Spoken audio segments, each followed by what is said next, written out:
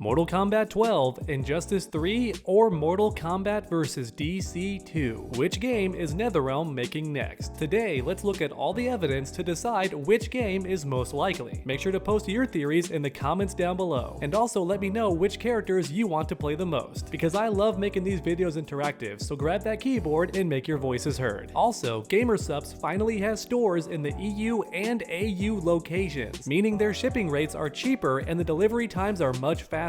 And to celebrate, you get a free shaker with the purchase of any EU or AU tub. Just make sure to use my code UNDERDOG for a discount, or click the link down below in the pinned comment. Either option gets you that sweet discount. And every purchase you make on GamerSupps supports my channel directly. So make sure to check out GamerSupps today, especially if you live in the EU or AU locations. GamerSupps has tons of awesome products, and they've been supporting channels like mine for years. I like them a lot.